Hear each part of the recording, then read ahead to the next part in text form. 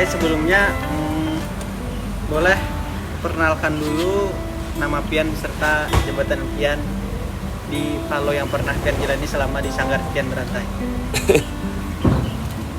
Terlibat di Palu itu berapa kali loh?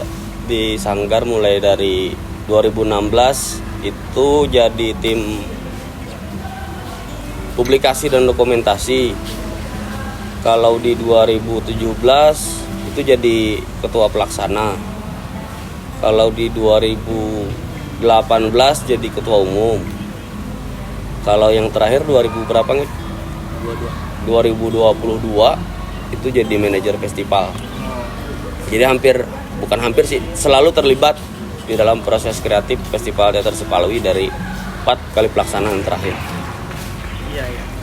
Terus selama proses Palui, Pian memang terlibat dalam panitia inti ya?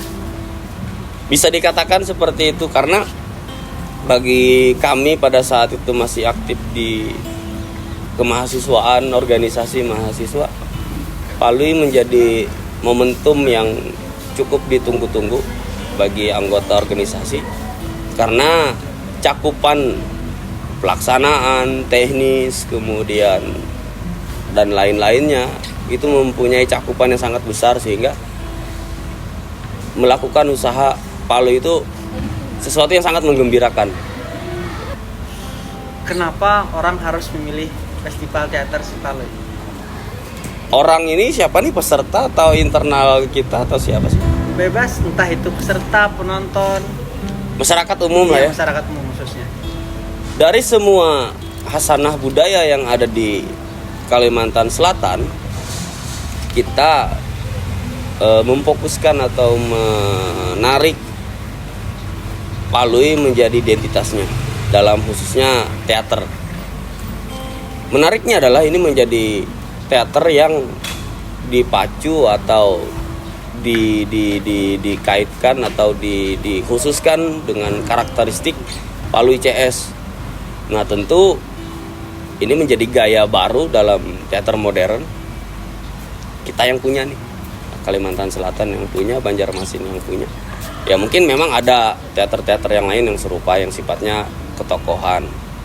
Tapi di dalam hal ini kita mempunyai kebebasan atau keleluasaan dalam proses kreativitas, baik itu konsep, gagasan, karena pasti notabene akan bicara kita dan untuk kita, bicara tentang kita di sekitar kita, kemudian bicara tentang kita, bagaimana kita, karena ya pasti isu dan konsep pasti akan diangkat dengan hal-hal yang berangkat di sekitar kita juga. Itu yang menjadi menarik dengan kemasan teater Palui itu sendiri. Ya, Palui bisa dikatakan tokoh fiktif yang melekat di masyarakat. Dia mempunyai karakteristik yang sebagian besar masyarakat sudah paham bagaimana Palui, tapi sebagian besar juga tidak mengetahui bagaimana Palui yang dikehendaki, bagaimana Palui yang dimaksudkan. Dalam hal ini mencakup perilaku, pola pikir, kemudian daya saing dan lain-lain. Ya, Palui bukan orang yang suka membunguli. Palui bukan orang yang cuman pintar mengakali. Tapi di sini Palui menjadi cerminan masyarakat Banjar bagaimana cerdasnya kita. Bagaimana cara kita menyelesaikan masalah, kemudian bagaimana cara kita mengkritisi suatu masalah dan lain sebagainya. Itu cukup menarik kalau sama-sama kita perhatikan yang lebih mendalam. Tapi kalau misalnya cuman hanya melihat kemasannya dari luar, ya tidak ada bedanya dengan teater komedi yang lainnya. Cuman kan dibalik daripada itu tentu ada nilai tukar, nilai jual yang harusnya sama-sama kita perhatikan. Mungkin itu ya yang banyak orang belum mengerti tentang si karakter si Palui ini tadi ya. Mungkin pertanyaan selanjutnya itu bagaimana cara orang-orang tahu teater si Palui ini sebagai orang yang berkarakter? Sebelum kita bicara teater Sipalui, kita tentu akan bicara Sipalui aja dulu. Karena kan teater Paluy hanya pengubahan fungsi dalam gaya baru, dalam bentuk baru. Secara umumnya pasti kita kan karakteristik Paluynya dulu tuh harus yang kita kenali. Bagaimana Paluy ini bisa berkembang di masyarakat, kemudian bagaimana Paluy ini menjadi bagian di masyarakat. Karena kan kayak Paluy nyawa ini aja. Iya. Nyawa ini memalui orang juga gawian aja. Itu kan mempunyai konteks yang berbeda-beda. Nah, Paluy ini kan dituliskan oleh almarhum Bapak Yustan Ajidin. Tentu beliau tidak sembarangan. Meskipun ini tokoh fiktif, tentu ada hal yang membuat ini seakan nyata. Kan kayak itu nih, kita cerita ini seakan nyata kan. Emangnya kita bisa mencari siapa Paluy? Tidak bisa. Emangnya kita bisa mencari di mana rumah Paluy? Atau Paluy penulis sendiri kah? Ya, tidak bisa, tidak tentu. Karena Paluy ini menjadi cakupan masyarakat Banjar itu tersendiri. Jadi sebelum ke teater Paluynya, kita bicara Paluynya dulu. Kalau Paluynya sudah tuntas, ya teaternya kan pasti akan menyesuaikan. Teater lagi kembali ke kaidah teater, kaidah realisme, kaidah lain-lain, hukum panggung, kemudian lain-lain. Kan itu bicara teaternya. Tapi kalau yang fundamentalnya adalah si Paluy CS-nya itu. Kenapa karakteristik di Paluy CS itu ada garbus, kemudian kenapa ada tuhalus, ada tuhirang, ada tulamak, dan lain-lain. Apakah ini menjadi representatif masyarakat Banjar atau manusia itu sendiri? Itu yang harus kita gali. Itu bisa diterima untuk masyarakat ketika sudah mendapatkan poin-poin yang tadi. Nah, terus mungkin representasi komunitas atau peserta dan penonton itu terhadap si Paluy ini gimana menurut Kian? Ya seperti yang ku sampaikan, kita bicara teater si Paluy ada dua hal yang menjadi mungkin ya, karena aku sempat dan hampir selalu terlibat dalam proses penilaian, karena ini adalah sifatnya lomba. Jadi ada proses penjurian, penilaian. Yang pertama kali diperhatikan adalah justru karakteristik Paluy itu sendiri. Bagaimana para kreator mampu menginterpretasikan Paluy yang ada di dalam kepalanya menjadi Paluy yang ada di dalam pertunjukan. Ya kalau bicara misalnya teater, ya pasti konsep kam apa, kam pakai gaya yang kayak apa, referensi kam apa, itu pasti. Ya kan teater sudah ada ruangnya yang tersendiri. Tapi kalau karakteristik si Paluy, mau tidak mau referensi dasarnya adalah tulisan-tulisan Paluy terdahulu. Dan teman-teman kita pun, maksudnya panitia dalam hal ini pun sempat kan berapa kali mendokumentasikan, atau podcast dulu pernah juga untuk mencoba menarasikan sama-sama Paluy yang mungkin yang dikehendaki penulis yang saat itu diwakilkan oleh penulis.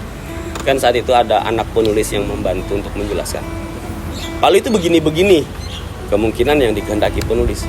Ya acuan dasarnya adalah memang tulisan-tulisan Paluy terdahulu, baik itu buku, kan ada beberapa buku Paluy. Kemudian ada beberapa tulisan Paluy yang berkembang di surat kabar seperti yang kita ketahui, atau di media lain.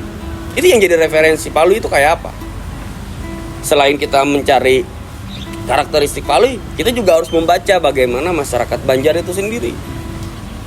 Karena kemungkinan besar, prediksiku, beliau menuliskan berdasarkan cerminan sekitar. Bagaimana kebudayaan Banjar, bagaimana itu mempengaruhi perilaku manusia, daya pikir, dan lain-lain. Sederhananya, yang rancak keliru, Paluy itu kada pintar membunguli. Ya mungkin kemasannya seperti itu untuk mudah dicerna. Tapi kalau menjadi fundamennya adalah Paluy itu cerdas. Itu pang mungkin kayak bersabda kada. Ente serius benar malu. Santai aja kita. Aku nih mengikuti, jangan ketika pertanyaannya serius. satu harapan yang mungkin bisa difasilitasi oleh kawan-kawan, membawa festival teater Sipalui lah, bukan yang keberapa menjadi ruang yang terselamatkan, dalam artian kita mempunyai acuan yang jelas dalam hal misalnya pengakuan dari pemerintah, baik itu misalnya hak cipta kah, atau hak intelektual kah, atau dapat perhatian khusus dari pemerintah terkait, bisa itu pariwisata dan kebudayaan, mungkin apa yang berhubungan. Ya tadi, karena mudah-mudahan ini direstui oleh masyarakat bahwa ini menjadi hasanah budaya. Hari ini menjadi bagian dari hasanah budaya yang ada di Kalimantan Selatan. Ya kan? Terlepas dia memakai konsep dasar adalah teater modern, tapi karakteristik tokoh masyarakat yang dipercayai yaitu Sipalui ditransformasi ke dalam bentuk teater. Kurasa ini pasti mempunyai daya jual, pasti mempunyai daya tarik. Bukan milik Sanggar Titian Barantai secara khusus. Sanggar Titian Barantai menjadi promotor, menjadi pelaksana, menjadi wadah. Tapi yang mengiyakan bahwa ini ada ya tetap masyarakat. Terbukti kan dengan adanya festival teater Sipalui, ada aja yang terlibat, ada aja yang masih menanyakan kapan festival teater Sipalui dilaksanakan. Itu sih harapanku, semoga tidak hanya sekedar melaksanakan aja gitu, tapi sudah mulai melihat ke pokok-pokok yang cukup penting. Misal mendokumentasikan dalam bentuk buku, kan dalam bentuk buku itu bisa antologi naskah, atau misalnya rules atau apalah acuan dasar festival teater Sipalui. Kan mungkin aku kurang mengerti, tapi ketika itu didokumentasikan dalam suatu karya ilmiah lah jatuhnya, karya tulis, Chapter. apa? Chapter kah? Nah, intinya karya tulis. Ya kan orang bisa melihat lewat karya itu. Supaya ketidak simpang siuran itu bisa sedikit demi sedikit dibendung. Oke. Ya lo. Yes. Terima kasih. Apa? Terima kasih. Oh, terima kasih. Terima kasih Kaliko sudah memberikan masukan-masukan dan ide-idenya segala macam dan cerita-ceritanya sebelumnya. Terima kasih Kaliko.